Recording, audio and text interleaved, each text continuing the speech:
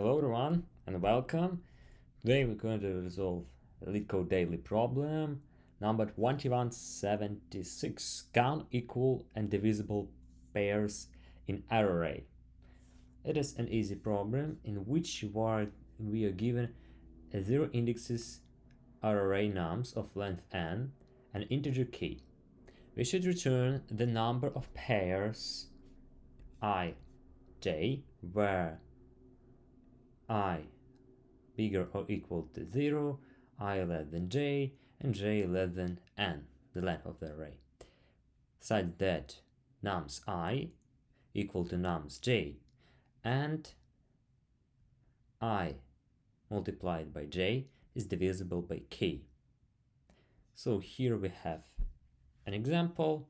Pretty easy. We have array nums 3, 1, 2, 2, 2, 1, 3, and k2. And we have output number 4 because there are 4 pairs that meet all the requirements from nums 0, nums 6, the last element, and 6 multiplied by 0 multiplied by 6 equal null, which is divisible by 2.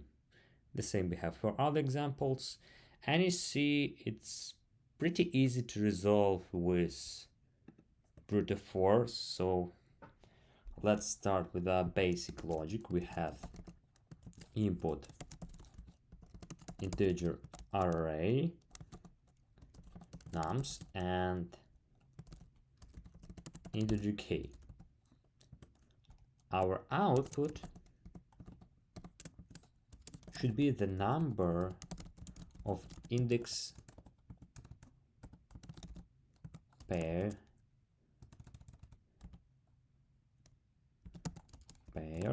of I and j with I less than j and nums I equal to nums j and I multiplied by j should be model of k, so divisible by 2, equals 0. So it's pretty easy to understand with brute force approach, and also we can use hash tables. So let's kind of go with a story. In this we can imagine that you're at a fair where each stall hands out tickets numbered with a color code. You collect all tickets in a row that your array nums. Now you want to count how many matching colors pair I and j you can form, so that when you multiply their position I multiply j, you get a number divisible by k. First you may check every possible pair one by one, but it's slow, it's brute force. A clever tip tells you keep a little notebook, our hash table, that for each color listed all the position you already seen. Then each time you get a new ticket, you only check again that color's notebook entries. So no need to look through all tickets again. This way you count valid pairs quickly as you go down the line. So let's first work with our brute force to understand logic. So let's algorithms, it's a brute force and nested loop. It's very easily and straightforward. We just copy statement from example and description into our code solution. So we ask to return a number, so we have count. We should return count. It will be starting with 0. Then we have two conditions and we have I and j. So we get ready that we need to check for I and j. We will use n as length of nums. So save some repetition code. So for I in range and -1, because we can add this minus to skip the last loop, because we understand that if we cannot have j, there's no need to check the last I. Then for j in range of I plus 1, here's come this exactly step, so we wouldn't be out of boundary of and then and. Now we just copy the statement. So we can copy the first statement and kind of slightly modify it. So we can do it more readable way. So if nums I not equal nums j, then we just skip it. We make first check. So if it's not true, we start looping again.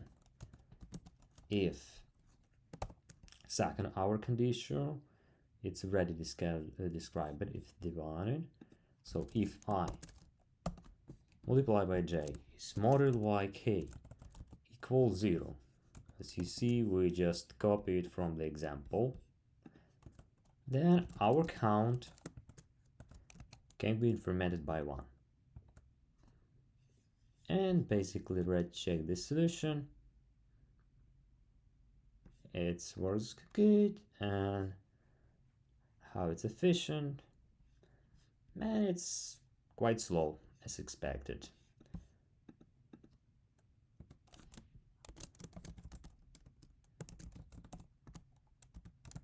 Time complexity will be big O of n square 2 because we need to loop for array twice.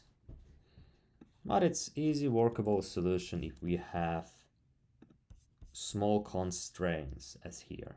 So we know that k only 100 and array is also quite small.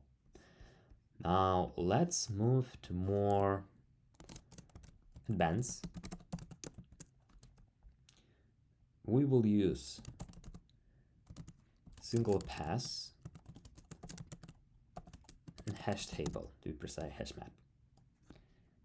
And this solution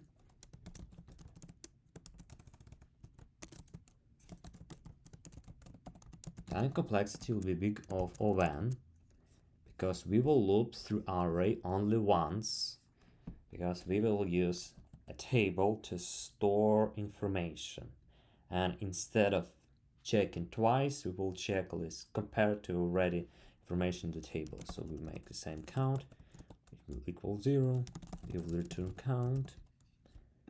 Now we will create our index map. We could fold tick list.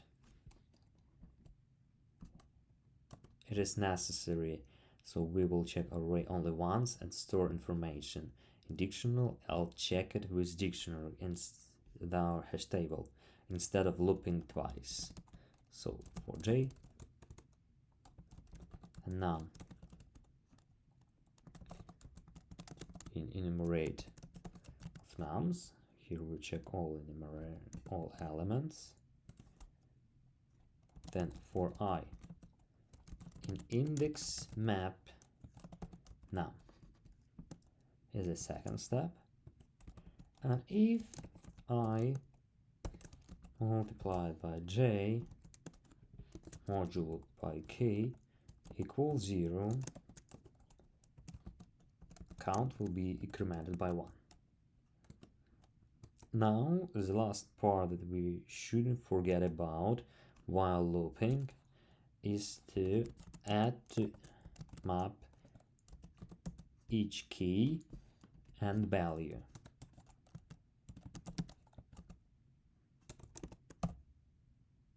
So each time we'll loop through our array. Why we can loop it once?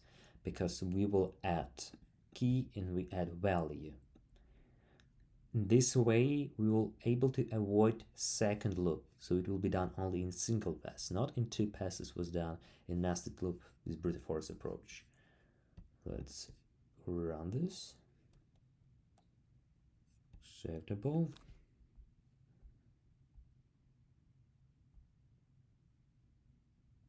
And I see it's 97. It's much more efficient than old brute force, which was around 25. So the main difference between them that in brute force we loop twice and with hash table, we can avoid checking the array twice. We can use index map to store key value pairs and check j against them.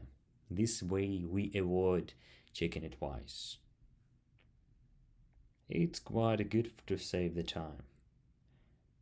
And I would also like to do the second hash table approach with Java, because it's slightly different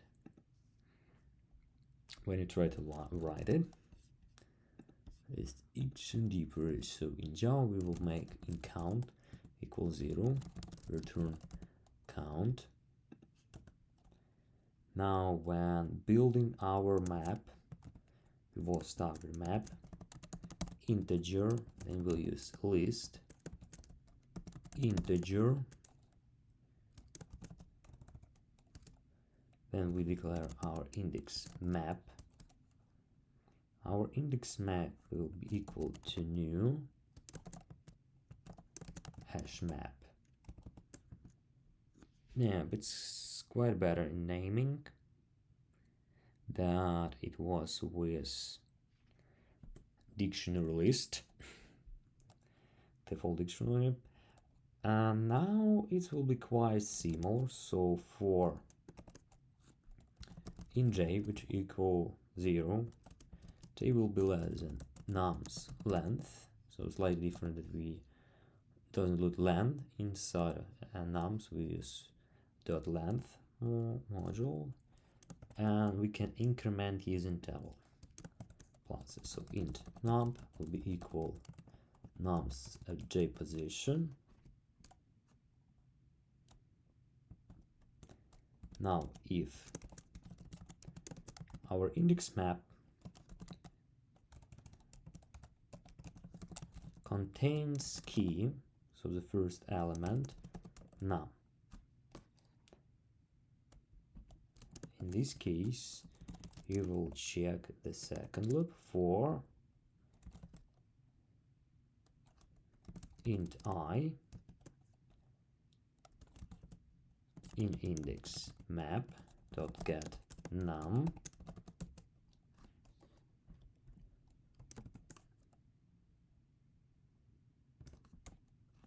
and lastly if statement. Here we use long to avoid overflowing, multiplied by j, modulate by key, and it's equal to 0. Then count will be incremented by 1. Here is again we use double pluses to increment by 1. It's quite equal if I write the same statement. Now we should do the same to add key value pair each time we loop. So we will loop only once instead of looping twice through the entire array. So computer if absent, we have none. We hit key, which will be equal new array list,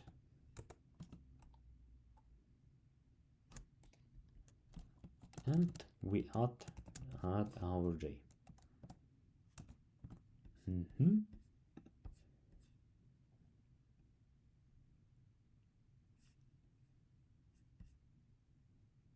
Oh, yep, slight typo.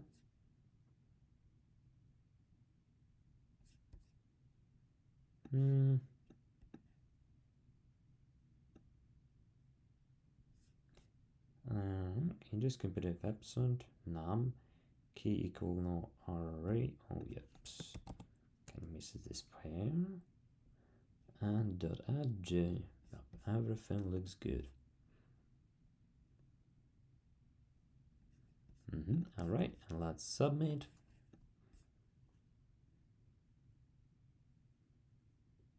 And it's less efficient, but still a possible solution. We can also try to look at more convenient solution using brute force to check how fast it will be in our case. So if we run integer count equal 0, then return count, then integer n will equal nums.length, then for integer I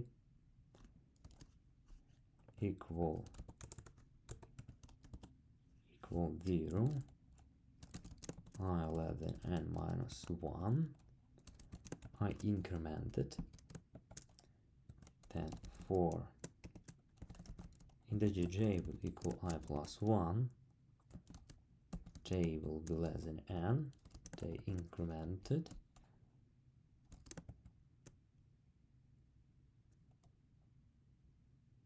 and next we will write checks if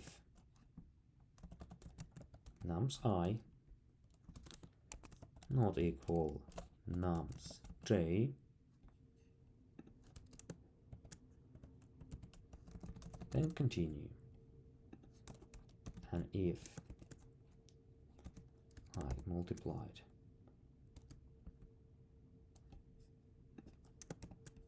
by j modulo by k equal 0, then count will be incremented by 1. Now let's try this brute force approach. No typos. That's strange. As you see, brute force approach much better than using hash table, at least on the thoughts of LeetCode. Alright, so to recap our main idea. So here VDSUC has two approaches. First, it's just simple brute force with nested loop, where you just run two loops, check for conditions. You also can write it kinda in two statements. So combine nums and I, and nums and I multiplied by j modulo by k equals 0 to 1 if statement, but it will be long, and for me it's easable to separate them. Just easy to read.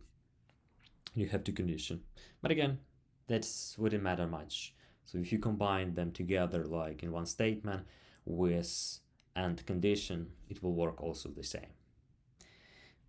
Another approach with using maps is more efficient because we check only once, and it's gonna help us because we loop only from entire loop, and we loop inside of it only when we have conditions. If we didn't find it, then we skip. And if we found, we loop the loop, we add counter, we add our number and key. And this idea allows us only loop once instead of looping twice to the same loop. So it's much efficient than brute force. But again, if you kind of work with less constraints, brute force will be suitable good. If constraints are bigger, you should work with more numbers. Hash map will be much efficient to do, right? Thank you for your attention. If you have any questions, feel free, leave them down below. Thank you for your attention and have a nice day. Bye.